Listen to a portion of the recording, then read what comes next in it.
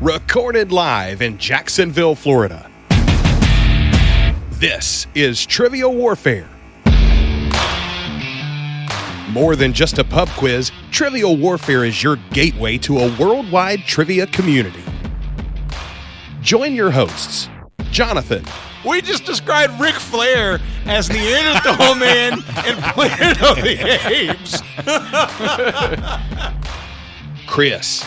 Yo, we going down to Sesame Street. That's your impression of hardcore rap? No. Carmela. That would irritate the hell out. I'm like, I just want my groceries. My ice cream is melting. Ben. 4 halogens in that list. Oh my God. You were like, it's not the halogens. I'm like, no, Ben, no. Those damn halogens got me again. And the rest of the Trivial Warfare Army for another week of fun and games. Now here's your host, Jonathan Oakes. Hello and welcome back to another episode of Trivial Warfare. We are the podcast that takes the pub quiz out of the pub and brings it home to you. My name is Jonathan and I am here today with Carmela Smith. Hello, Carmela. Hello, everyone. Welcome. Thank you. I am here with Chris Hollister. Hello, Chris. Jonathan, it's good to see you again, my friend. I miss you. Oh, I miss you too. It's great to have you guys here. Thank you. We have some awesome guests today. First up, Scott Handelman is here. Hello, Scott. Hello, hello. How are you guys doing? Welcome. And Moxie Labouche is here. Hello, Moxie. Good morning, good afternoon, good evening, wherever and whenever you are. So I want to get to know you two a little bit better. Moxie, we'll start with you. Why don't you tell everybody where you're from, what you do, and something fun about yourself? Well, I'm in Richmond, Virginia, where stuff is either physically or metaphorically on fire lately. I am the host and producer of Your Brain on Facts, your weekly half-hour podcast of things you never knew, now available in book form. And I was once gently struck by lightning. Oh, tell me more. Tell me more. I've always fantasized about getting hit by lightning, which is a really weird thing to say. Why don't you just fantasize about getting hit by a truck? What is it like? Well, you know, your mileage may vary. Okay. What had happened was that I used to raise goats. I made goat milk soap and skincare products. That's how I made my living. And it was chore time and summer storm pounding down on me. I'm standing there with my hand on the fence, yelling at a goat named Cyanide to come out of the barn. And she doesn't want to come out because it's raining. And then there was a crack, just the loudest sound I ever heard. It sounded like it was 3 feet above my head. And as I was falling into the mud, I had 3 distinct thoughts in an instant. Stupid electric fence. I haven't had the electric fence on in a month. I think I've just been struck by lightning. I probably lost consciousness only for a second or two. I couldn't close my hand for half an hour. My house was on fire, so I had to contend with that because the bolt of lightning had hit the house and then dissipated out through the mud to the fence that I was standing. I couldn't do arithmetic in my head for a couple of weeks. My logic center was offline, and I have some pretty significant memory problems. So I have lots and lots of facts in my head, but just like someone who can't tell a joke properly, I'll get halfway through the fact and then be like, oh, no, wait, how does this end? or no, wait, did I set it up correctly? You know, that's incredible. I'm so glad that you are alive to tell that story. Thank you. Wow. Well, if not, you wouldn't have known that I was there at all. So I'm still glad, though. All right, and Scott, buddy, you're gonna have to contend with that. You just got upstaged. So I was not hit by lightning, so I have that going for me.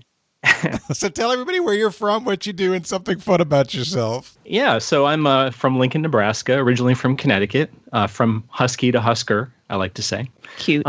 That's the last sports reference you will hear me make tonight. I am a math and computer science teacher here, and Science. And a fun thing about myself is I am in a barbershop quartet. Oh, what? Oh, wait. Okay, that's kind of cool too, though. Yeah. Okay, so what range? Which range? So I am the high. I'm the tenor. In that group. You have a deep voice. I was not expecting you to be the tenor. I got that falsetto as well. So all right, so Chris, if you have any music questions where we have to sing our answer, I'm going to turn over my responsibilities to Scott for our team. I make no promises. And I'm not allowed to sing. Court order. Scott is also a foreplay champion. Ooh. This is true. Isn't that a nice thing to be able to say, Scott? It's like, look, I am great at foreplay. I'm literally a champion at it. Yeah, it needs a little asterisk every time I tell people that. Nope, but you don't need any asterisks. It's spelled differently. You're fine. Yeah, but when it's only said out loud, such as in this context. It's an audio medium. Okay, so Moxie, before we get on with warming up, Chris, tell me a little bit about the podcast. Your Brain on Facts is Yes. your weekly half hour of things you never knew, covering everything from the history of nursing to the origin of the Vulcan salute to the theft of Canada's strategic maple syrup reserve and everything in between. That's outstanding. And how long have you been doing it? About 2.5 years. Fantastic. Well, we're excited to have you. This is a bit of a crossover, Thank you. This is going to be a lot of fun. And at this point in the game where I think it's time for something we like to call Warm It Up, Chris. It's time to warm it up on Trivial Warfare today. And there's only one person who can warm it up for the TW280, and that's Chris. And sometimes Jonathan. Okay, thank you, everybody. Well, this Warm It Up Chris question is brought to you by John Speece. So, John, thank you very much. Hey, John. I'm actually gearing up to be on John's podcast. It was funny because he was telling me about what I need to prepare for the show, and then he's like, I just have this idea for a really good Warm It Up Chris question, but I think Jonathan's going to hate it. And I was like, well, tell me what it is first, and we'll go from there. And so what he asked was, he was like, I want you guys to give us the U.S. capitals by population. And I was like, okay, well, we've kind of done stuff like that before, so let's mix it up a little bit. So for you intrepid trivia people that are on this show today, and I tried to go somewhere and failed miserably, I want you to give me the last 15 state capitals in the United States by least amount of population. And the population I'm going to be looking for is from the 2010 U.S. Census. So if the U.S. Census counted it as part of the population of that state, of that capital, then that's what I'm looking for. Okay. So you want the lowest 15. The lowest 15 I want the lowest populations. 15. Yes, the smallest ones in population form. Okay. This is from the 2010 U.S. Census. All right. So Moxie, you get to go first. So one of the 15 lower populations of the U.S. state capitals. Okay, I'm going to start off with Juneau, Alaska. Juneau, Alaska. Correct. That is, let's see, that's 1, 2, 3, 4, 5, 6. That is number 8 on the list as of lowest populations with 31,217 as of 2010. Well done. John, you're next. That's not John. That's Wow. Dang it, Scott. Wow. I did it again. Scott, I'm so sorry. Okay. He did it like twice when you were out of the I'm room. leaving. Seriously. I'm going to go with looking at John's name. So anyway, go ahead, Scott. I'm shutting up now. I think I will go with Montpelier, Vermont. Montpelier, I love to say this, number 1 with a bullet. A whopping 7,855 people as the 2010 U.S. Census. Carmela, you're next, ma'am. I think this is the capital of Wyoming, but I'm not sure. Cheyenne. Cheyenne. Hold on. Oh, it is the capital of Wyoming. However, it is number 16 on the list, just out of it. Wow. I am Wyoming's the least stunned. populous state. I think everybody who lives in Everybody Wyoming lives in this. Everybody lives in lives there. Cheyenne. Yeah, 64,019 individuals live in Cheyenne. I honestly, 64,000 is outside of the lowest 15? Yes. Oh my goodness. All right. That's the west Jonathan. side. I am now afraid of all of my answers because Cheyenne I literally thought was lowest in the low 5. Okay, well, Low 5. That's Jonathan's new nickname is Low 5. Low 5. I'm going to go with Helena, Montana. Helena, Montana is number 6 on the list All with right. 28,190. Well done. Moxie, we're back to you. Lost confidence in this in the last couple of seconds, but going just by the size of the state, I'm going to say Providence, Rhode Island. Providence, Rhode Island. No, I am terribly sorry. It is number 27 on the list. It has missed by a mile. It has 178,000 wonderful individuals live in Providence, Rhode Island. All right.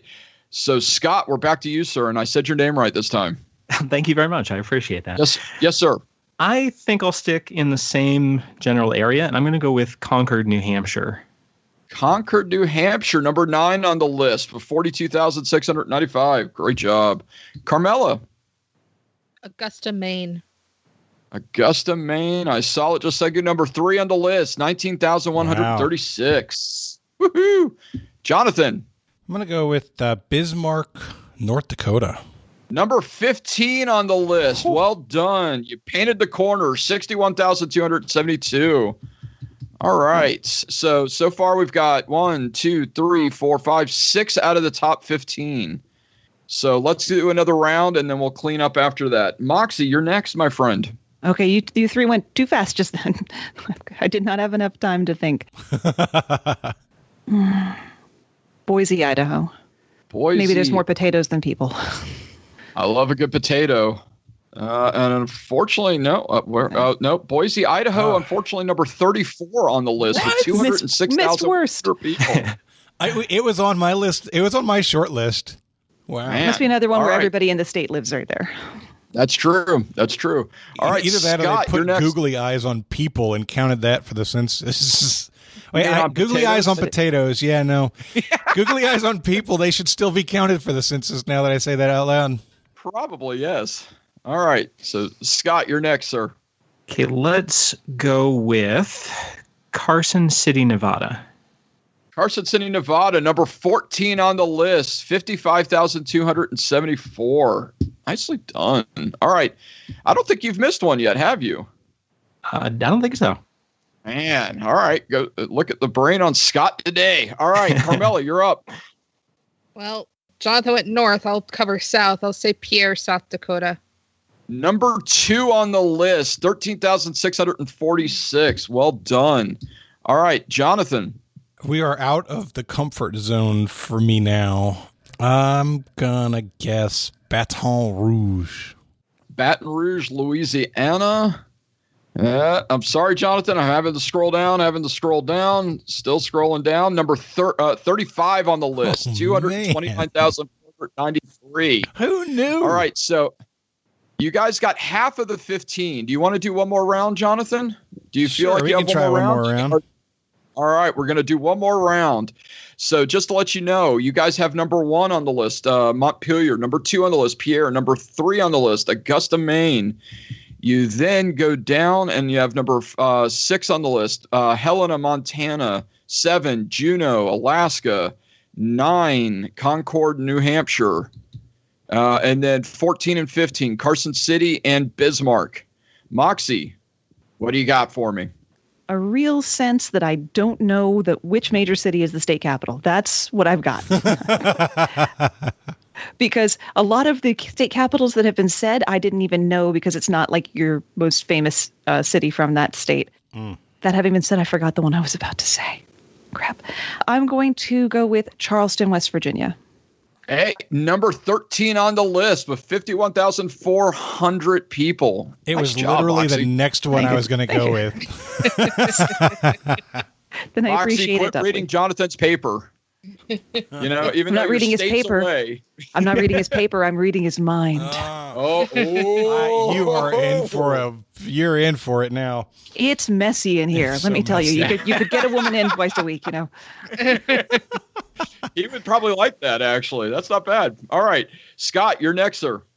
Okay, I'm going to stick with what I hope are ironically named cities and Jefferson City, Missouri. All right, Jefferson City, number 10 on the list. Just to let everybody know. Jefferson City has 43,079 people as of 2010. Just to let everybody know, Scott was perfect in warming up, Chris. So well done. He's, I think, warmed up.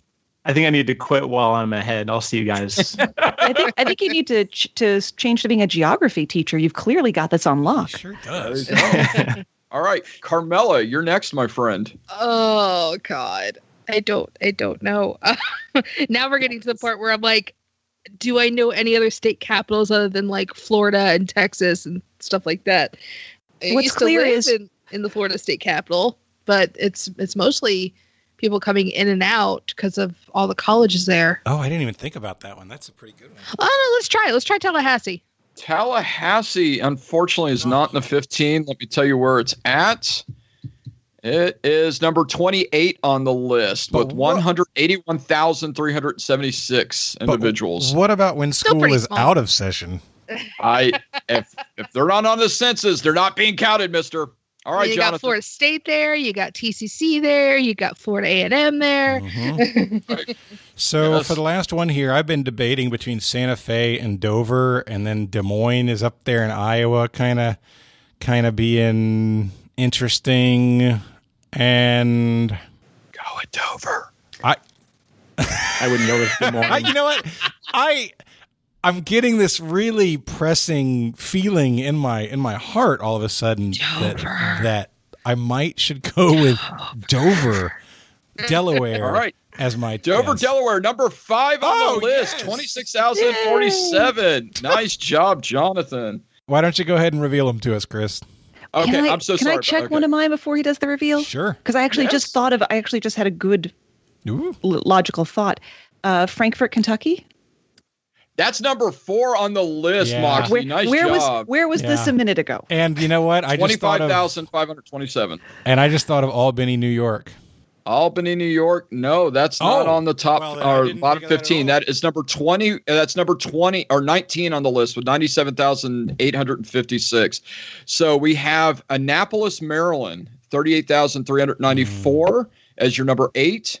As your number 11, Olympia, Washington, 46,478. I couldn't remember Washington's capital. Oh, I didn't even think of it. And then number 12, Harrisburg, Pennsylvania, 49,528. That makes sense. Yeah. Yeah, that makes sense. Yeah. I wish I paid better attention to Animaniacs. For real. And thanks to John Speece, that is your warming up Chris question of the episode. John. Great job, John. That was a good question. Thank you, John. All right. Well, hey, before we get started, I want to let you guys know this is episode number 280 of Trivial Warfare. It's very exciting. This is one of our episodes on the main feed, which is also exciting. If you want to get more Trivial Warfare in your life, including episodes every week, and bonus episodes as well, like Trivial Warfare Takeover and the upcoming After Dark episode that's going to be released in the not-too-distant future. You need to be a patron at the lieutenant level or higher, so you do that by going to trivialwarfarearmy.com and signing up as a lieutenant or higher. Now, there's a couple of things that I want to make sure people know about. First off, we made a change to the trivialwarfare.com website and added the Trivial Warfare Army map. So for anybody who's comfortable with it, we're encouraging you to pin yourself on the map with your city and state. This is going to give people a sense for who all is around them all across the country. Maybe there are friends that you don't even know are close to you in the trivia community, and you'll be able to see that on the Army map. So you go to trivialwarfare.com, click on For Fans, and go to Army map. Is it U.S. only? No, it's worldwide. Okay, so you don't have to just put your city and state, put where you're, if you live outside of the United States. That's a wonderful point. So Berkeley, CA, put somebody from California up in Canada. So yeah, you do need to put city, state, and country. The other thing is the podcast awards are open right now for nominations. So if you want to see Trivial Warfare in the top 10 for People's Choice or Games and Hobbies, be sure to go to podcastawards.com and nominate Trivial Warfare in those two categories. All right, that's enough business. It is time for the game. It is going to be Jonathan and Scott versus Carmela and Moxie. Chris is hosting, and it's time to play the game. Players. Oh, yeah. Y'all know what time it is. This is Mr. Literature himself, cordially inviting you to the game. This is 6 rounds of trivia goodness. 3 questions per round. Every right answer gets you 10 points. In the middle, we'll take a pause for the cause and ask a midpoint question worth up to 20 juicy points. After round 6, you can wager any or all those points you've been building up and take a shot at the final round. It's a series of theme-based questions we call the Gauntlet. It's just that easy, baby. But this game ain't gonna play itself, players. Let's get it on. So your question 1 in round 1, the category is food, but no love. Oh, poor love. I know, right? And your question is, what fat substitute received FDA approval in 1996 for use in snack foods despite reports of diarrhea and cramps? That's why there's no love. Fat substitute. We're locked in. Okay. The ladies are locked in. That was fast. Oh, it's only because I had to wait for Messenger to get going. I remember this being in the zeitgeist very clearly. Oh wow, okay. So good. Scott, you wrote down something called Olean. Yeah, so Olean is the first thing that came to mind. Yeah, I seem to remember this in the news back in the day. When we talk about a quote unquote fat substitute, I'm familiar with sugar substitutes. With fat, so are we talking about like a lard substitute? Like you used lard and then they used Crisco and then is that what we're talking about? So yeah, like I remember that they would advertise like potato chips with Olean instead of fat. Oh yeah, I do remember that kind of stuff. And I do, and you don't see it anymore nowadays. So I think that's the answer. You know what? Maybe? I don't have anything better. I'm down with that. Let's do it. Okay, let's go with Olean. So you said Olean, and my first thought was Olean, Olean, Olean, Olean. Have you seen that YouTube channel? You, don't give me the runs. Yes, for the win. There you go. Have you seen that YouTube channel where they cover pop songs in medieval style? Yeah, because today's video was Jolene, and the singer is amazing on it. So would that be Dolly Parton or? Oh no! Well, there's the subtitle for the episode. Oh, dad jokes. Nothing but dad jokes. Bonus fact, you never see Dolly Parton wear short sleeves because she has tattoos up both arms. But she has that family-friendly reputation to maintain. Whoa. Which, of course, leads me to believe that she's actually the head of the Yakuza. Okay, Moxie, mind blown. Oh, my gosh. I had no idea. Oh, I could go on all day about her accomplishments and her charity work. And yeah. Fantastic. So, what did you guys, what were you thinking? Yeah, sorry. We got to focus. So, Carmela and Moxie, what was y'all's answer? Well, I think what we have here is a trade name versus a generic name in terms of the different answers between the two teams, because I remember this product very clearly because this was like just after high school, which I think is the part of your life you remember the best. For whatever reason, I think we all have clearer memories at the end of high school. It was in the Wow potato chips specifically, and one name of it was Olestra. Oh, I remember Olestra. Oh. Right. So the answer is Olestra. However, the brand name was Olean. I'm taking both of them. Oh, yeah. Everybody wins. Yeah, that makes sense. That's fair. Benefit of the doubt. Yep. All right, so nice job. 10 points for everybody. Great job. Right. Your second category in round one is, you smell good. Oh, thank you. I'm glad you noticed. Yes, I could smell you all the way over here, Jonathan. That's usually not a good thing. Native deodorant I've been using. All right. So Cologne, a city known for its perfume, is the fourth most populated city in its home country. Cologne also is a major cultural center and has more than 30 museums in its city limits. And what European country is the city of Cologne located in? All right. Scott's going to lock us in. He's got thunder. Meow, meow. All right. So Moxie and Carmela, you can talk it out if you want to. Okay. Yeah. My first instinct was France. Mm-hmm. And I was thinking about Germany because I feel like I remember Cologne, Germany. Now perfumes and stuff, all that makes more sense for France. I'm just I think the spelling. I don't know if a GNE. Yeah, is kind of a German spelling. Right. No, I agree with it. I'm like, am I thinking of a different spelling, or am I thinking of Cologne? I don't know. And then there's the whole Alsace region, which keeps changing hands. It's a complete mess. Right. Yeah. I'm cool with going with France. It makes more sense in the context of the question. And like I said, I might be thinking of a different spelling. So okay. France. We are from France.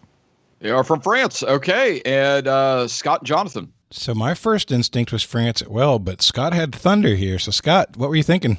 Yeah, so you know those trivia questions that you only know because you've gotten them wrong before? Yes. No. Yeah. So I definitely think of Cologne as being a French term, but I'm pretty sure that Cologne is a German city. So we went with Germany. So now I'm stressed out. Germany. Oh, Jonathan's stressed out. Maybe I should talk about something real quick to continue to keep that stress on him. Now you're just wasting my time. All right, fair enough. The answer is Germany. Wow. Germany. Oh, sorry, Carmela. It's okay. Sorry. It felt really French, though, didn't it? It did. Yeah. Mais oui. Apparently, it's all about pronunciation, right? You gotta say Cologne, and that's the German. I think it's German, sir. not Klingon. That's pretty good. That's pretty good. There was no way I would have thought Germany. Honestly, I thought that was French all day, every day. Yeah. Well, I mean, it was very possible that there were two colognes in Europe. I mean, that happens all the time. At least in the U.S., it happens all the time. I think the trick there, in my mind, and this is probably why it was the question, is that if it is France, then it's a really, really easy question.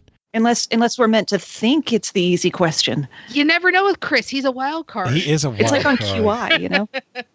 He's wily like that. So your third question in round one is an 80s fashion. And God help us all, because there was some crazy fashion in that decade. Rene Lacoste, before creating his fashion line, was a tennis champion who's won 7 Grand Slam titles. What was Lacoste's nickname that also happened to be the emblem on their clothing? All right, we're going to lock in. Beat you to it. Fine. So Moxie and I were talking, and so we were like, alligator or crocodile?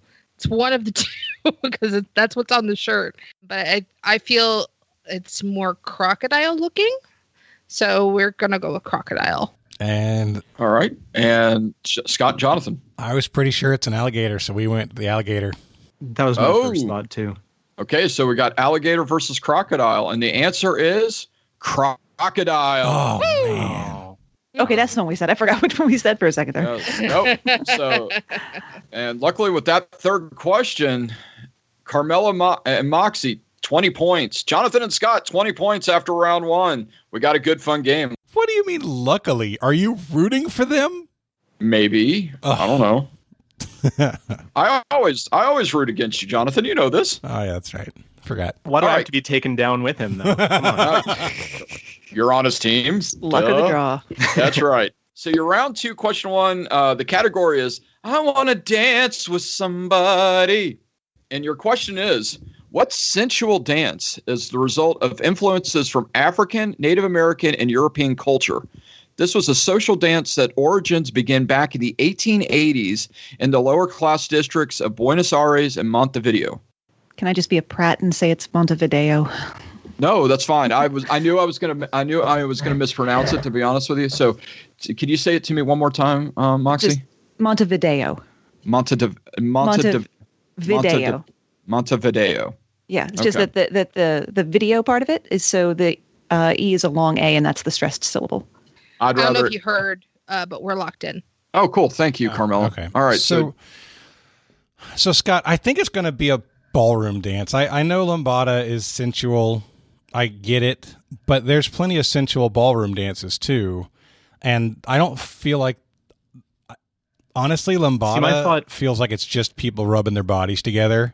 I don't feel like there's a lot of distinct moves there. I don't think there's a lot of thought to it. Whereas with the tango or the paso doble or some of the other ones, like those are all very sensual. True. My counter argument would be, he said it came from like Native American and African roots, right? African, Native American, and European. Right. So I think those cultures, would not have like specific, move sets. But yeah, I'm not 100% sure. So if you have... I mean, that's not true necessarily. I used to... This is my level of expertise here, which is obviously none. But I was a big fan of So You Think You Can Dance. And as they incorporated things like African dance routines and other dance routines into the mix, what I'd learned is that, no, actually African dances do have stylistic expectations. This is a set of moves that you do in this type of dance. So, I mean, that's fair. They do have, it's not just random stuff. It is intentional. We do this when this happens. We do that when that happens. Now, Paso Doble is a bullfight, essentially, with a man and a woman. It's very sensual, but it is heavily European, I would think. He didn't say South American, and a lot of the sensual ballroom dances are like they're brought up from the Latin culture, so that does give me a lot of pause there. I'm just, yeah, I don't know. I don't have good logic. I don't have a good strong right. answer. We can go Lambada. That's fine. I'll give in. Okay. Yeah, I don't know, but I guess we'll go Lambada. Yep. Okay. Moxie and Carmela.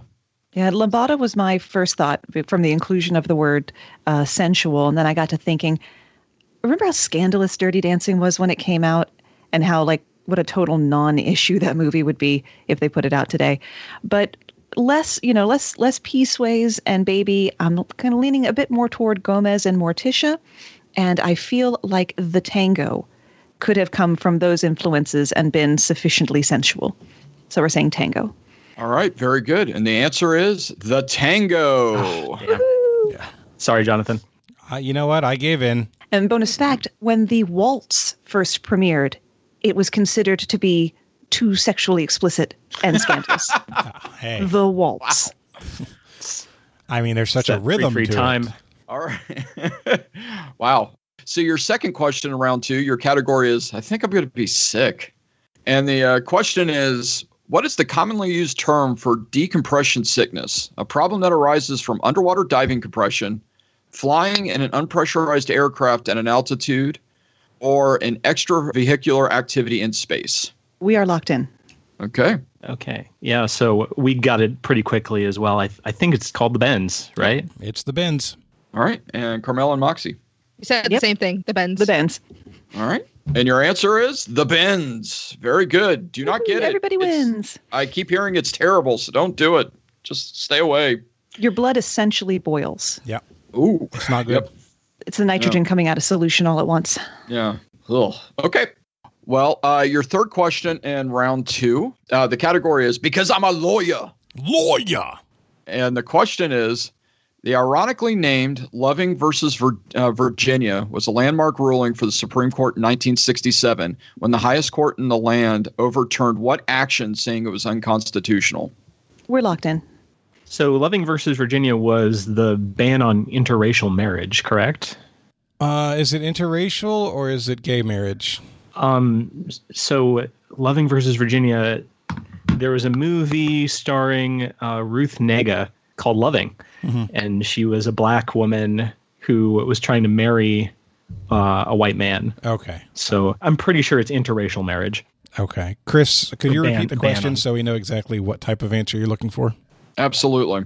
The ironically named Loving versus Virginia was a landmark ruling for the Supreme Court in 1967 when the highest court in the land overturned what action, saying it was unconstitutional? Overturn what action? That's what I'm not sure what you're looking for. Is it maybe it's a ban on interracial marriage? Is that the action that was overturned? For. Yeah, that's what I would say. All right, so we're going to say a ban on interracial marriage is what was overturned. I mean, you can tell what our answer is, but the wording of the question makes it harder to answer. All right, and Moxie and Carmela? I don't find that ironic. I find it actually terribly appropriate that it was Loving and a case of this nature. They were one of the people suggested that might be a good replacement monument for the Confederate generals that were pulling down here in Richmond. But the family has said they don't want that to happen. So unfortunately, we can't do that. So everybody else is voting for Oderus Urungus, the lead singer of GWAR, to replace Robert E. Lee. But that's neither here nor there, because right now we're talking about the Lovings and the ban on interracial marriage. Okay. And your answer is the ban on interracial marriage. 10 points for both teams. Great job, everybody. Great job. The case for that made same-sex marriage law of the land is Overfell versus Hodges, just so you know that. Overfell versus Hodges. Thank you. Obergefell, sorry. I'm going to forget Obergefell. it. Oh, come on, Jonathan. Remember. Because they Oberge fell in love. Oh, I like that. Now you can remember Fantastic. So after 2 rounds, Carmela and Moxie are still in the lead, 50-40 over Jonathan and Scott. All right. Question 1 in round 3 is the category is a very plain question. And the question is, what spice is primarily obtained from the Mexican species of orchids and is the second most expensive spice after saffron due to the work it takes growing the seed pods? We're locked in. Yeah, we're locked in. Oh. Wow, that was fast. It's a food question. So my first... We could only be faster if it had been about cats. My first thought was vanilla. Okay. Vanilla does come from a species of orchid, if I remember correctly. So, Scott, do you consider vanilla to be a spice? I would say it is a spice, and I know it's pretty darn expensive, having been sent by my wife to the store to buy vanilla for her. Like I've always bought vanilla extracts. Right, but if you buy the vanilla bean, it can get pretty expensive. Okay. So, you know what? I'm fine with that. I don't have a better. I don't think it's cumin. So, yeah, we can do that. We can say vanilla. This better not be another tango, though. You're gonna hurt my feelings. I'm sorry. All right. I'll lambada right out of here. All right. I will pay money to see that. So I have asked a variation of this question before. Ooh. Years ago. God, I think Josh and Doug were on that episode. That's how long ago it was. Yeah, it's vanilla, the vanilla beans. And the category was plain. Vanilla is the default flavor. So, yeah, it's definitely vanilla. That's vanilla a nice needs more catch. It does. And because vanilla is also not white. it's a very dark pod. Well, Carmela caught the category very well. A plain question. The answer is vanilla. Vanilla. Very good. Scott, you're coming in strong, brother. Good job. All right. Your second question is in Tribon movies. I'm going to give you 3 films or documentaries, and I want you to tell me who the director is. So what director has directed the following 3 films and documentaries, okay? A Wrinkle in Time, 13th, and Selma. We're locked in. Woo! Man, you guys are in unison. I like it. Boy, Scott, I hope you know Simpatico. directors. I'm very bad with directors of anything. Yeah, so I believe the director of these 3 films is a woman whose name is Ava DuVernay. That is a familiar name to me. Yeah, she is well known for kind of being a champion of African Americans, and so that's why Wrinkle in Time uses a lot of diverse characters, even though the book wasn't particularly diverse. And the 13th is about, I believe, the prison justice system and its effect on the Black community. Mm-hmm. So, yeah, I'm pretty sure it's Ava DuVernay. Let's go for it. Lock it in. Okay. Yep. Okay. I only needed the first movie to know that it was Ava DuVernay. But yeah, it's definitely Ava DuVernay. And luckily she remembered how to spell it. Yeah. And also did When They See Us, which is on Netflix. It's about the Central Park 5. So. Mm-hmm. Yep. And the answer is Ava DuVernay. Well done, both teams. And so your third question in round 3 is in current events. And your question is, a marble statue of Christopher Columbus was torn down and thrown into Jones Falls. Oh, man, I'm going to have to change this up, aren't I? No, you're not. It's a legitimate question. All right, fair enough. That's not the one referenced earlier. Okay, good. A marble statue of Christopher Columbus was torn and thrown into Jones Falls by protesters in what eastern United States city on the 4th of July? And we're locking in. Okay. So, Scott, Yeah. the Richmond one was before the 4th of July, I feel like. It's getting kind of hard to keep track of all the statues that are being torn down, honestly. Yeah. Well, let's think for a second. What city might have, because every city doesn't have a Christopher Columbus statue, right? This is true. So what other cities on the eastern seaboard might have had a Columbus statue? You would think it would be ports. Where exactly? Do you remember where Columbus landed originally? Would it be maybe Massachusetts? Maybe like a Boston? No, Columbus landed Columbus landed in like the West Indies, Yeah. South. So I don't think he made mainland in America. Okay. Yeah, So- I don't know. Are we just guessing Eastern Seaboard city here? Yeah, I would. Well, then you know what? I'd rather go Boston, and just for the sake of if it's right, I'll feel great, and if it's wrong, it's just another reason for me to dislike Boston. Boston. Could be Columbia. No, I doubt it. Yeah, I don't have a great guess here. I would guess South, but Boston's fine. Well, it said Jones Falls, right? I don't think Boston has a Jones Falls. I mean, Columbia, it's South Carolina, and I don't remember hearing anything coming out of South Carolina in regards to taking anything down.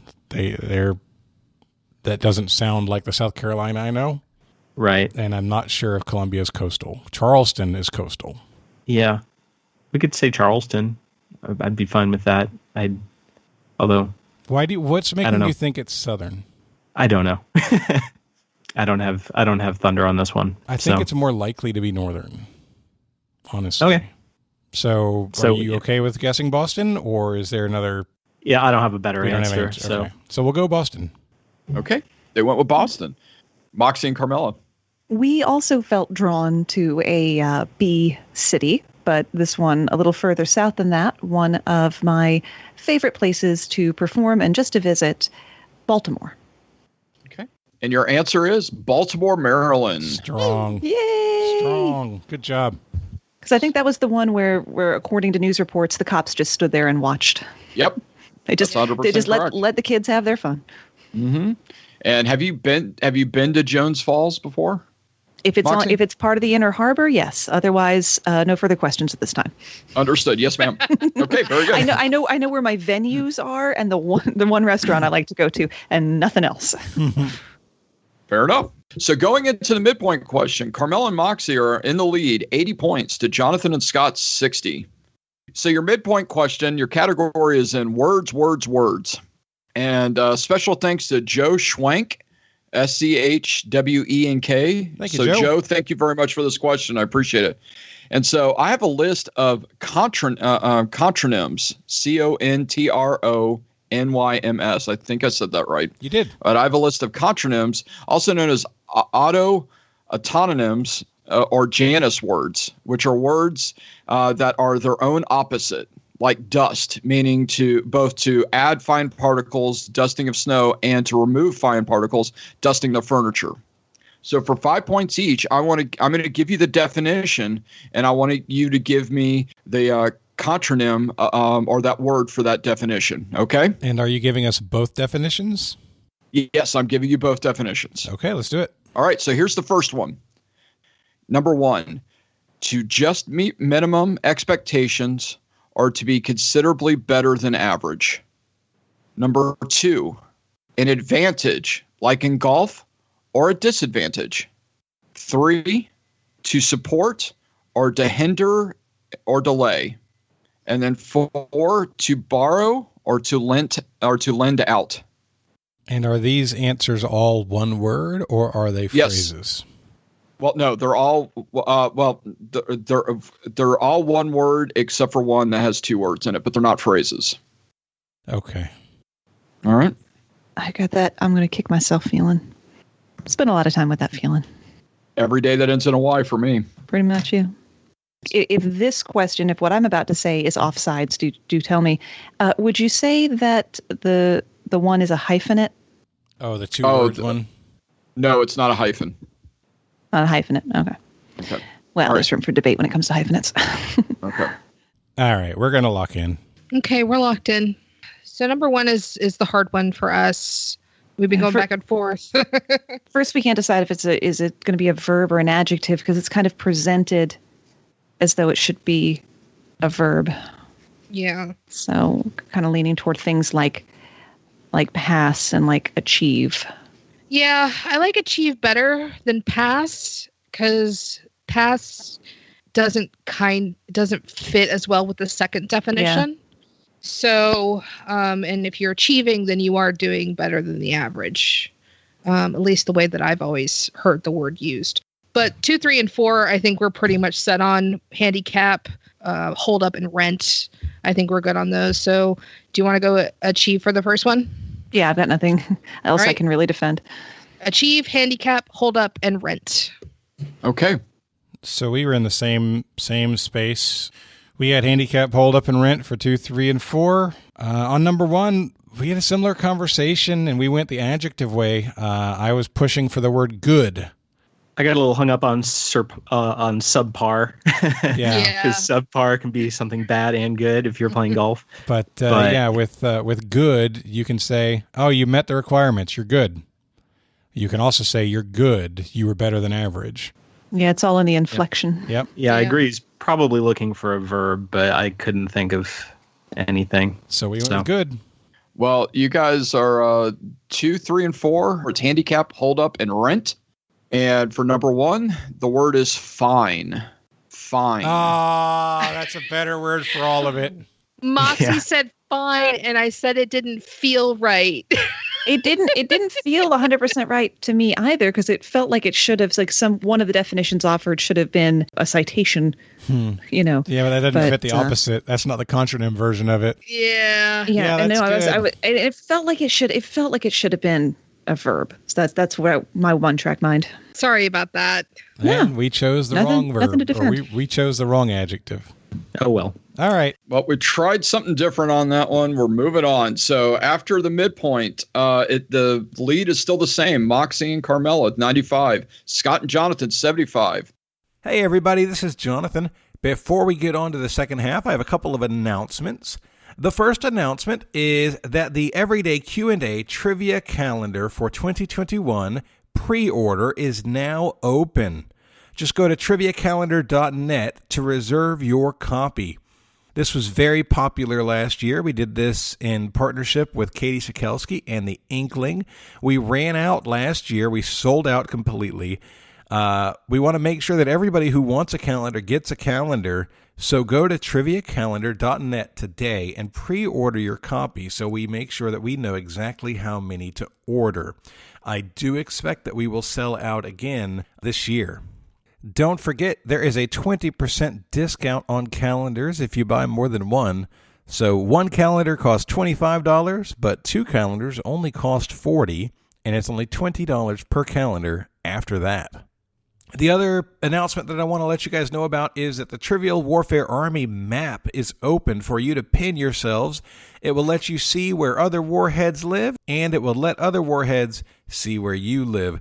You go to trivialwarfare.com, go to the For Fans link, and then click on the Army map. You're just pinning a location. You're adding your name and a city, state, and country if necessary.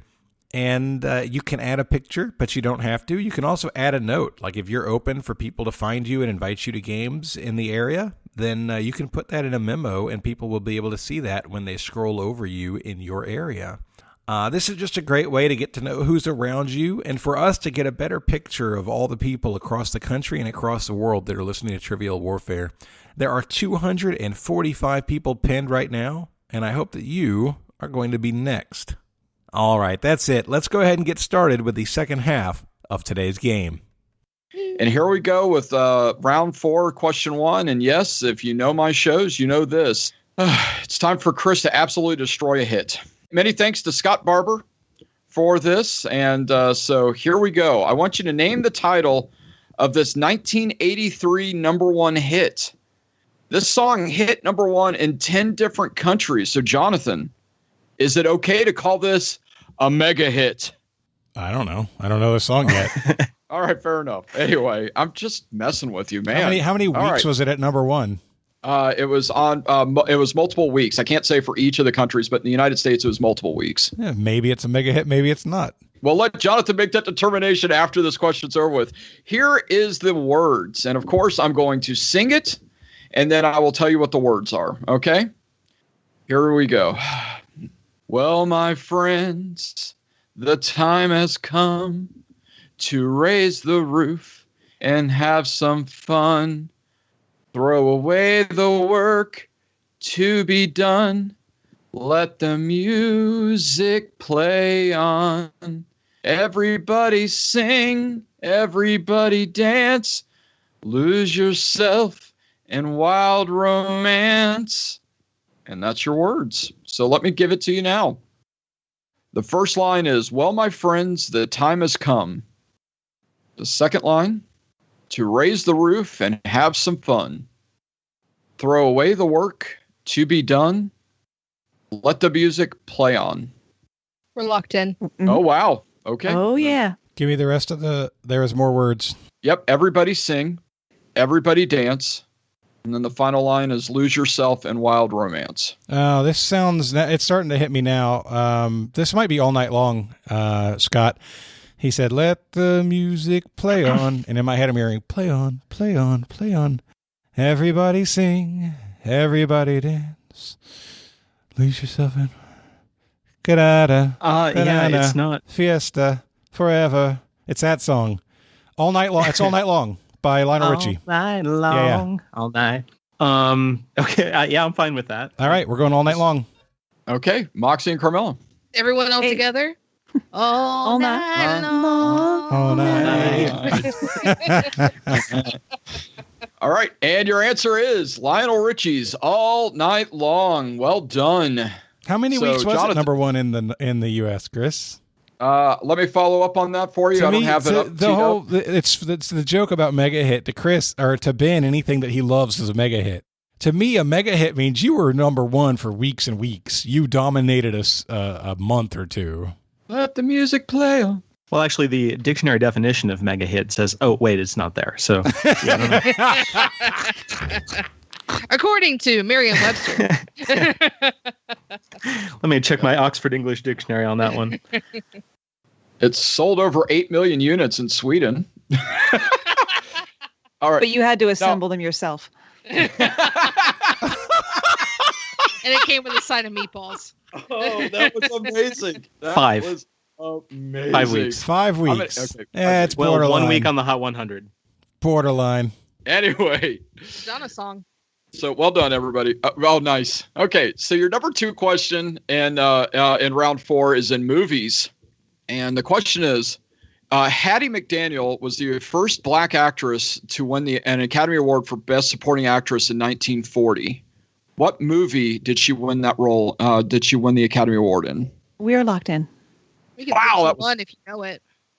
So Hattie McDaniel played the maid in Gone with the Wind. Yeah, it's Gone with the Wind, 100%. Yeah. I guess we're not doing a 3-2-1, Carmela. Nope, but we could have. It's definitely Gone with the Wind. Yeah. All right. Sorry, I didn't hear that part. Yeah. And the answer is Gone with the Wind. Well done, everybody. And bonus fact, Hattie McDaniel, while Hollywood likes to pat itself on the back for giving her the Oscar, she still had to come into the theater through the service entrance and wasn't allowed to sit with her co-stars. Yeah. So maybe you're not as progressive as you think over there in California. That is very, very true. And no one knows where her Oscar is now. It wasn't a statue at the time because this was so early. It was a plaque, which at some point got donated to a historically black college, and they lost it. Wow. Oh, no. Wow. Okay, so your last question in round 4 is in televisiones, or television. And your question is, there have been 2 hosts of the TV trivia show Jeopardy! Alex Trebek started as the host in 1984 when it began in syndication. I want you to name the original host who hosted 3 different versions of Jeopardy! On NBC from 1964 to 1978. I think we can lock in. Yeah, I'm down with that. Okay. Well, that makes me nervous. They got that very, very firmly. See, I have this feeling that it's actually Merv Griffin, the guy who created it and wrote the little song, the little thinking song.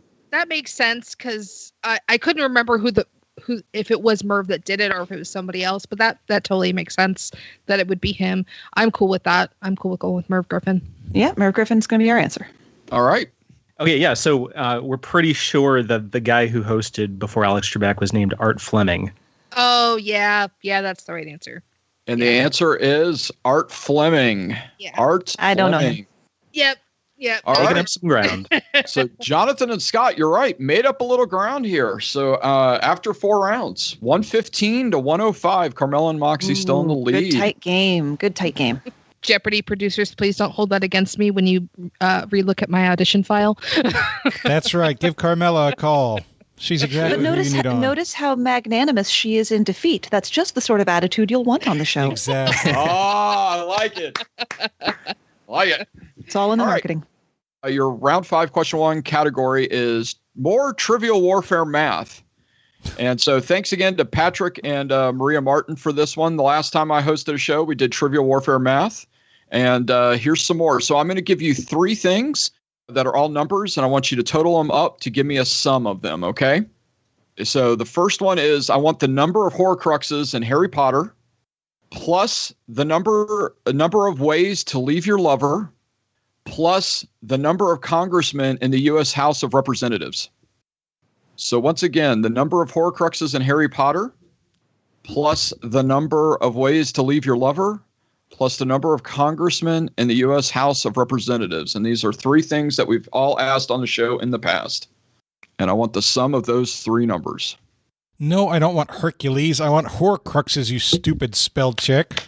Hercules, look at my precious little Hercules.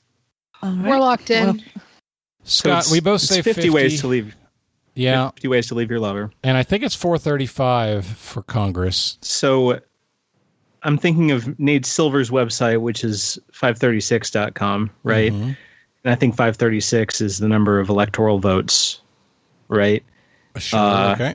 Which would be Senate plus Congress, or Senate plus representatives. I'm not aware of those 2 things being tied to each other.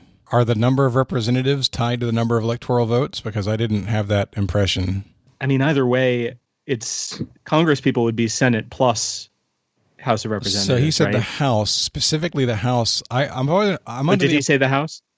Chris, you said the number of people in the House of Representatives, right? I said plus the number of congressmen in the U.S. House of Representatives, Okay. or Congress people. So I don't know where the extra 1 might have come from. I don't think the House has 436. In my head, it's the number 435 jumped out at me. Okay, I'll concede to you. That's fine. So yeah, so 435. Has there been one added somewhere? Did they add something? I mean, maybe I'm going with an old number. I don't know. It just seems weird. It seems weird that the electoral votes and the number of Congress people would be so similar if they weren't related. But they're not. I mean, I don't know them to be directly related to each other. Oh, what about Washington, D.C.? Maybe they get an electoral vote. Okay, that could be. So that's the plus 1. And then Okay, you're that makes sense. 535 And then- minus 100. Yeah. That could be. Okay, I believe that. Okay. So 435 plus 50. Now And let's then talk is it about 6 Horcruxes or 7? Or is it Horcruxes? Is that the plural? Horcrux. So you have the 4 founders. Spoiler alert. You have the 4 founders. You have Nagini. You have Harry. I think it's 7 because there's one more. Isn't there one more? 7 sounds right. My older daughter and I have been reading through the books during this quarantine together, but unfortunately we've only made it to the 3rd book at this point. It is 7. You had Marvolo Gaunt's ring. So the ring, you have Harry, you got Nagini, and then you have one thing each from the 4 founders. Okay, so I've got 492. So what's that? Yeah, 85. But yeah, 492. Okay, we're doing it. 492. Locked in. Okay. And Carmela and Moxie. So we did have 435 for Congress, or the House of Representatives specifically. I think you're right with the Electoral College. I think they do give a vote to D.C., but I'm not sure. But there is an extra one somewhere. 50 Ways to Leave Your Lover. I had 8 Horcruxes. There were 7 at a time, but there was 1 destroyed, and like 1 was created afterwards. Ooh. I feel like there were 8. So that pulls us up to 493. Oh, I did. There is the diary. I forgot about the diary. Yeah, the diary. All right. Well, and Godric's sword was not a Horcrux. So that might be back down then. Okay, what is the answer, Chris? The answer, 492. Oh, yes. Oh. It is 7 Horcruxes, 50 Ways to Leave Your Lover, and 435 Congress people in the U.S. House of Representatives. My daughter will be very proud of me. So, game's getting tighter. Here's your question 2 in round 5, and it's sports ball.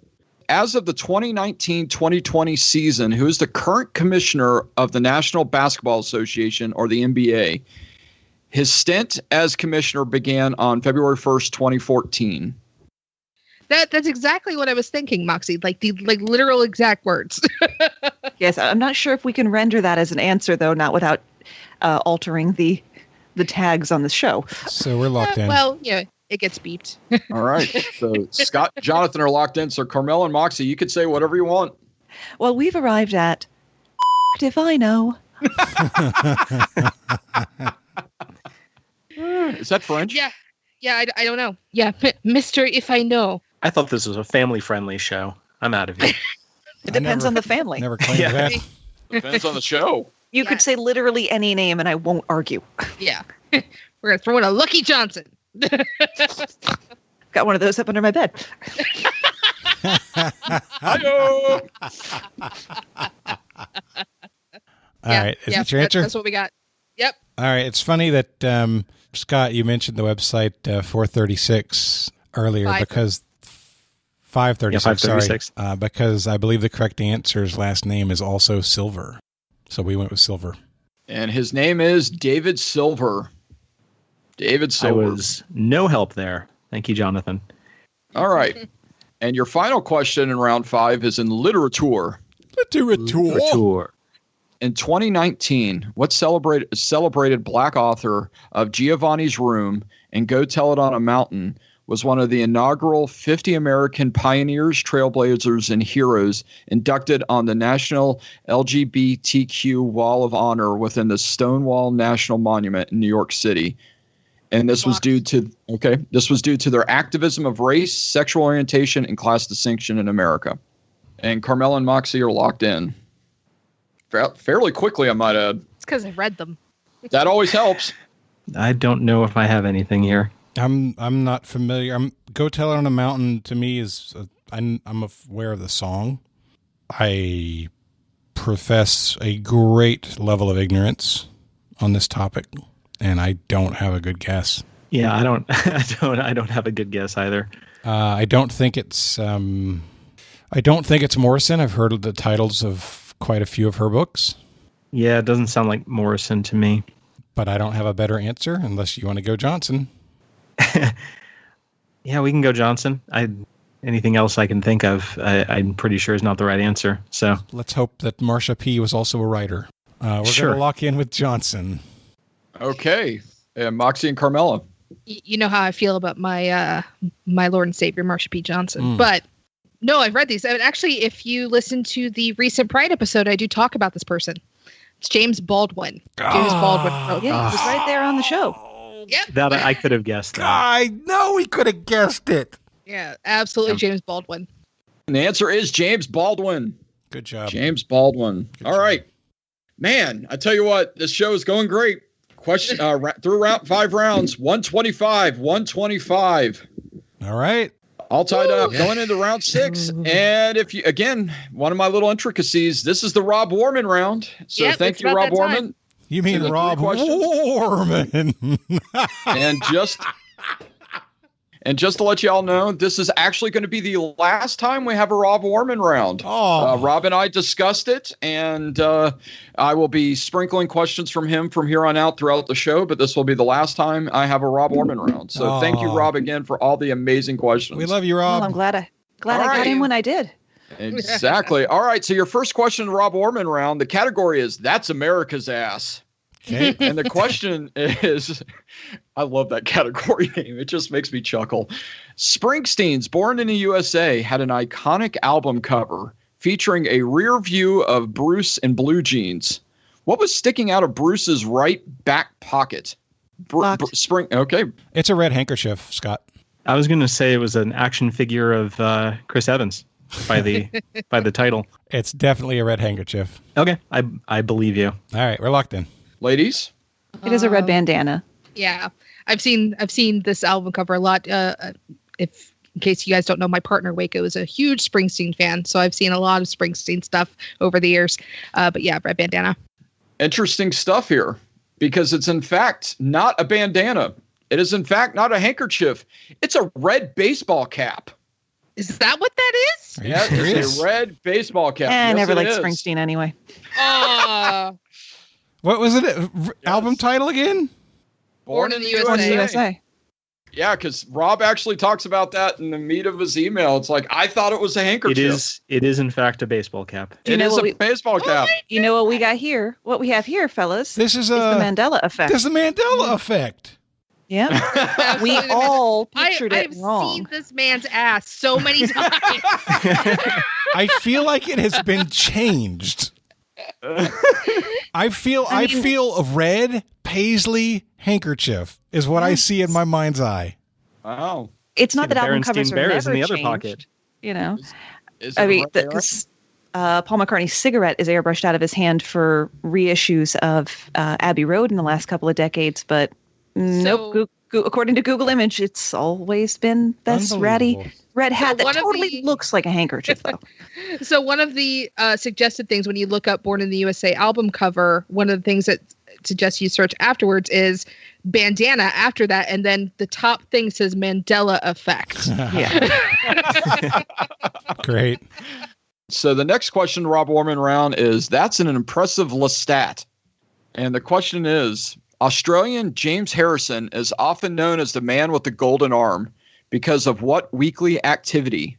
He completed this charitable act over 1,000 times until age restrictions required him to stop in May of 2018 at the age of 81. Locked in. Whew, Yeah. that was fast. Yeah. Oh, I've covered this guy on my show.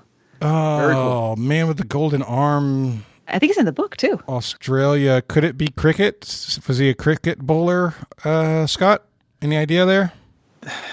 Yeah, this isn't ringing a bell. He said weekly activity every week. Man with the golden Lestat was the category. No, that's a nice Lestat. Or sorry, what was the category title? The category is, that's an impressive Lestat. That's an impressive Lestat. Lestat is the vampire in The Vampire Lestat, An Interview with the Vampire. He's blonde, played by Tom Cruise, Anne Rice. Why? I mean, I don't know what the connection would be with throwing something. A boomerang, Australia? But why would you throw it weekly? Yeah, I don't know. Charitable So it was activity. a charitable act. I have no idea. Charitable activity. I mean, it could, if it's something to do with blood sucking because of Lestat, then you're looking at vampire stuff or bats. Bats leads me back to cricket. It does. Yeah, I don't have a good answer. All right, well then let's go with cricket bowling. All right. Okay.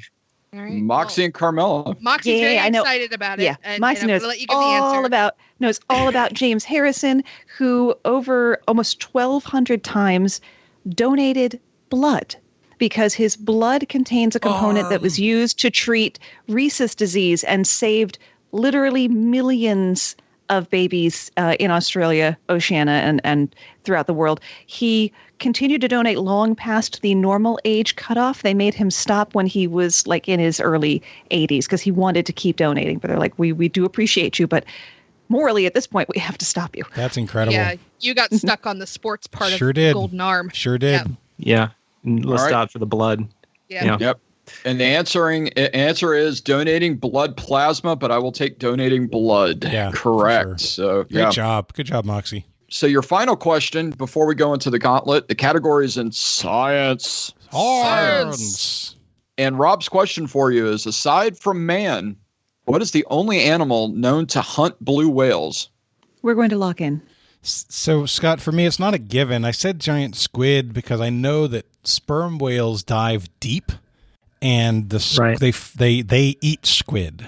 They like eating squid, and so it leads to fights. But the problem with that is that blue whales are baleen, to my knowledge. I think I don't picture them as a toothy whale, right? And so they wouldn't be diving and trying to eat squid, which in a giant squid don't come up to the surface that often, to my understanding. So while it's a viable competitor, it's not something I would have thought hunted blue whale. Baleen. I'm begging of you, please don't eat my krill.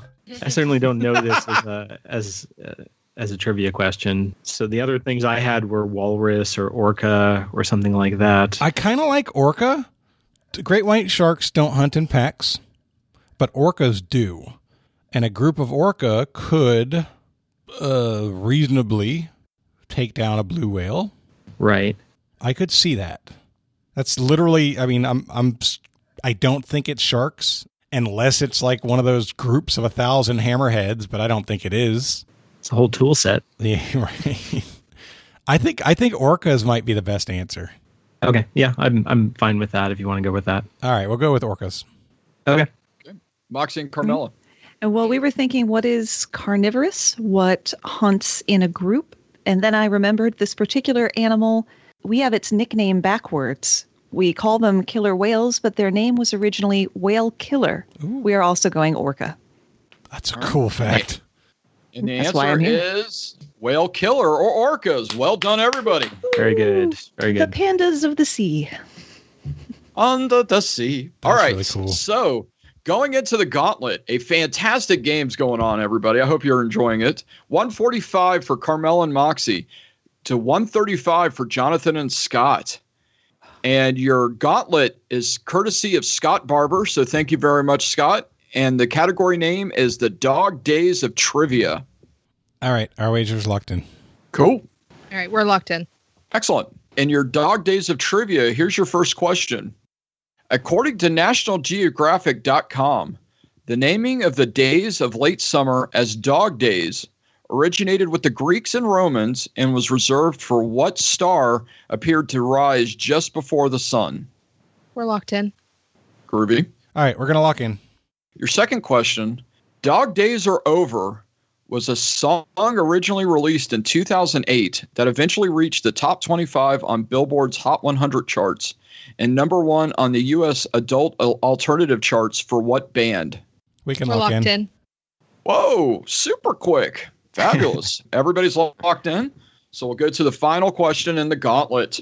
According to a recent Wall Street Journal article, Sirius XM Radio has agreed to purchase what podcasting company in a deal worth around $300 million? Sadly, it's not Trivial Warfare. I saw this. I need to double check myself. Oh, which one was it? I remember seeing the headline and thinking, that's interesting. But I never really connected it. Like, now that I'm saying the word that I'm remembering, it's like, that doesn't feel right. Yeah, I listen to podnews.net every morning, and I'm like, I should actually listen to it while it's playing. That would help. Yeah, we're gonna lock in. Okay. That one. Okay. That one feels a little, but a little iffy, but yeah. 300 million is such a big number. True, but I mean, some of these little companies, they get purchased for quite a bit. I think this is a situation where, like, at least for me, you, and Moxie, we have too much information. We know all of the podcast company names, and they all start with S's for some reason. All right, we're going to lock in. All right, so the first question is, according to NationalGeographic.com, the naming of the days of the late summer as dog days originated with the Greeks and Romans and was reserved for what star, for when what star appeared to rise just before the sun. So Carmela and Moxie, we're going to let you guys go first. That is Sirius, the dog star. Canis Major and Canis Minor are near Orion, because the story is that those are Orion's hunting dogs. So. Good information. All right, and Scott and Jonathan. Yeah, we said Sirius. So the next question is, Dog Days Are Over was a song originally released in 2008 that eventually reached the top 25 on the Billboard Hot 100 charts and number 1 on the U.S. adult alternative charts for what band? Do y'all want a 3, 2, 1 it? Yep. Yeah, we can 3, 2, 1 it. All right, somebody count. 3, right. 2, 1. Florence and the Machine. Okay. Just in case you weren't able to understand that jumbled mess, everybody said Florence and the Machine. And your last question in the Scott Barber Gauntlet is, according to a recent Wall Street Journal article, Sirius XM Radio has agreed to purchase what podcasting company in a deal worth around $300 million? Let's see. Jonathan and Scott, go ahead. We talked about a lot of different podcasting companies, and I saw this article and I remember commenting in my mind on it, but I could not remember it. I know a lot of things that it's not. We ended up locking in with Spreaker. Okay. And Moxie and Carmela. I'm going to hold this up to the camera so you can see it.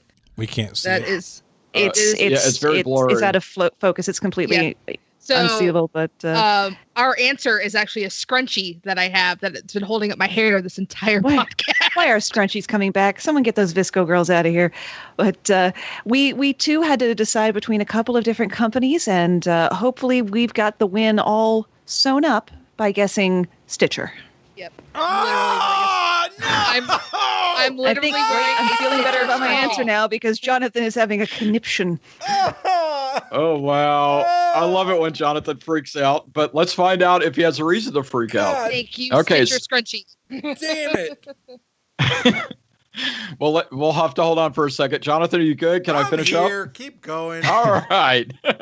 The question. Okay, so the answer to the first question, everybody got it right. Sirius are the dog star. Nice job. Second one, again, everybody got it right. Florence and the Machine. The third one, not everybody got it right, but one team did, and that answer is Stitcher for the win. No. Thank you, James Cridlin at podnews.net. I hate Stitcher.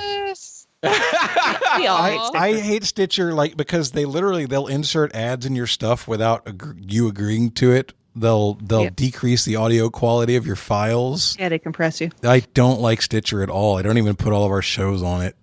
And so they're a blind spot for me. I don't even think about them when I think about podcasting companies. They are beneath you.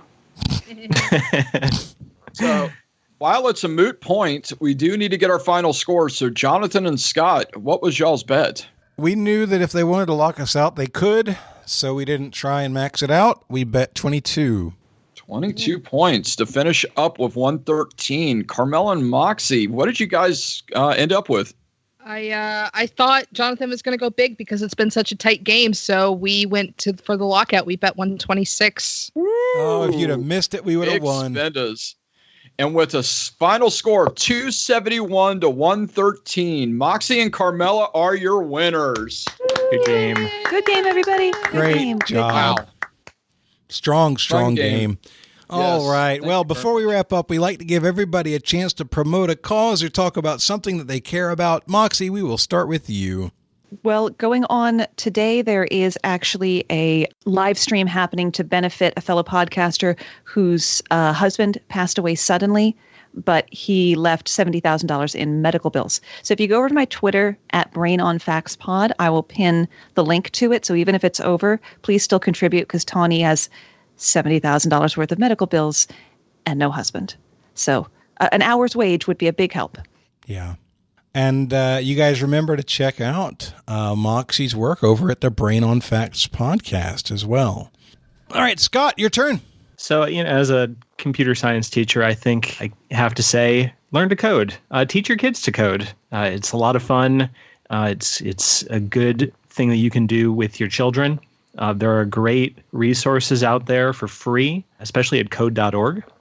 And it doesn't take a long time to start making some really cool stuff.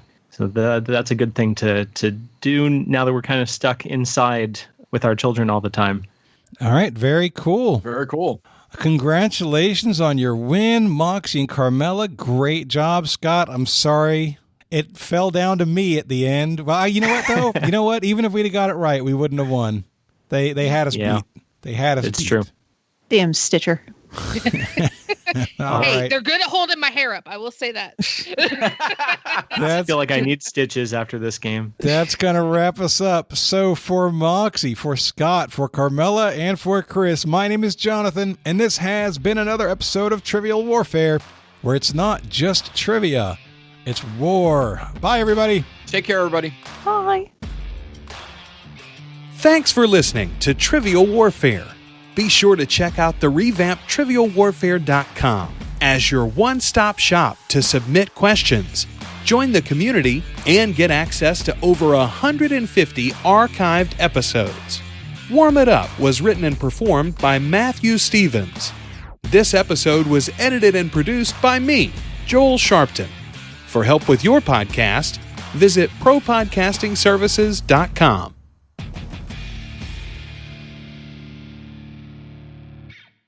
Link in the have you listened to the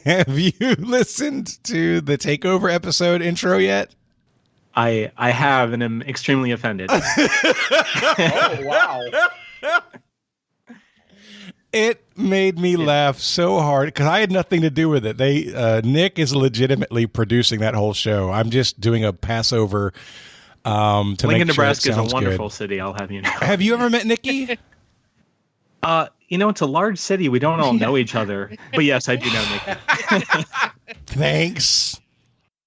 So your last question in round 2 is an animal. As I'm wearing my party animal shirt. Nice. So, yes. All right. And your animal question is, what sea creature's long bill allows it to swim up to 62 miles per hour and is found in the Atlantic, Pacific, and Indian Oceans? Scott, you want to go with that? Yeah, sure. All right. We're going to lock in. Yeah, Moxie, I'm wondering if something like what sticks off of a blue marlin's face would count. But bird is not a bad way to go because we think of bills for like ducks, right? The description of it as a bill lends me to think about a bird, but then I'm trying to think what bird swims underwater long enough to get up to that speed and has something you would describe as a bill. Because I don't think penguins make it up that fast. But then what if the word bill would encompass the hard snouty bits of things like marlins, sailfish, and swordfish, which means then we now have to pick which one of those we think is the fastest. I think marlins would be the fastest out of that one. But yeah, that's kind of what the way you said penguins made me think of Benedict Cumberbatch. It is an inability to pronounce the word penguin. Penguins. I just love that he mispronounced it a different way every time. Great. He wasn't even consistent. So yeah, like swordfish, sailfish, or marlin, and I will back whichever horse you bet on. That's hard. Well, if they made it easy, it wouldn't make a good show. That's true. I don't know.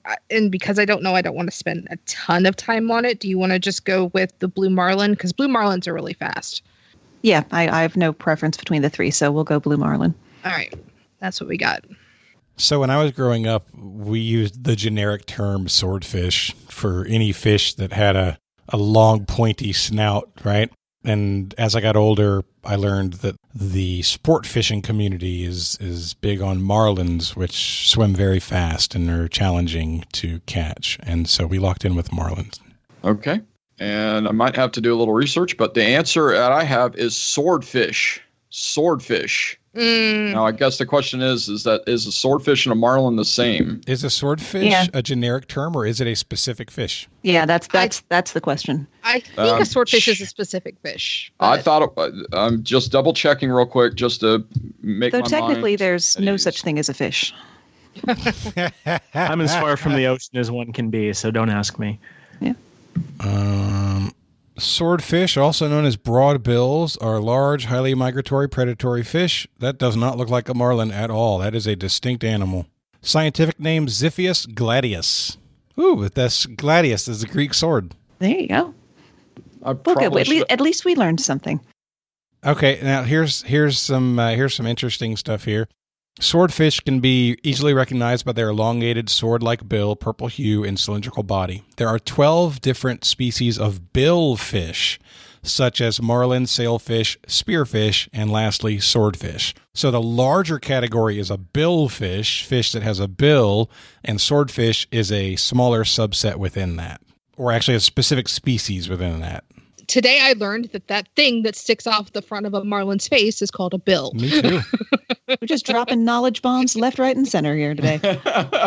So I guess the question is, do the things that he said that were true about a swordfish, are they also true about a marlin? Now the only challenge I would have is if everything in the question does fit a marlin, then that would also be correct. That's the only thing that I would like to know because I don't want to mark it wrong if it's right. So there how are fast can a Atlantic. marlin swim? That's a great question. There are Atlantic blue marlin. There are Indo-Pacific blue marlin, and they do go up to, I think, 60-something miles per hour. So, Chris, can you repeat the question? Which sea creature's long bill allows it to swim up to 62 miles per hour and is found in the Atlantic, Pacific, and Indian Oceans? But we're not looking for we're not billing it as the fastest. That's just its particular top speed. That's correct. Yes. Okay.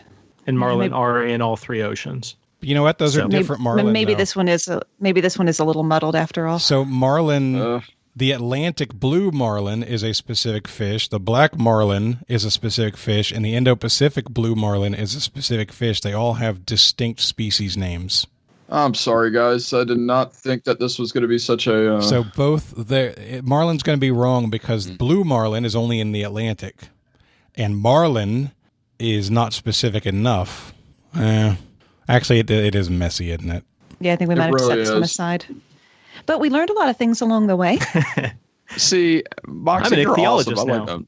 There you go.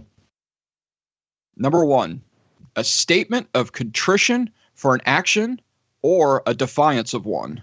Back on the first one, a statement of contrition or a statement of defiance of an action. So defiance would be a denial or we said apology, but I mean, apology has more than one meaning. It does, because apology. I'm not sure that apologetics is a whole. You're explaining something, right? Right. Yeah. We could honestly, we've taken too much time with it. We could just do that and go with apology. Yeah. Okay. All right. So we're going to go with apology, handicap, hold up, and rent. Sure. Okay. Okay. All right. Carmela and Moxie. So similar conversations, right? And three of these came relatively easy for us. The second, third, and fourth. But handicap number 1 directly to hell. Yeah, handicap, hold up, and rent. Now, I remembered we had a contronym question in Learned League fairly recently. Mm-hmm.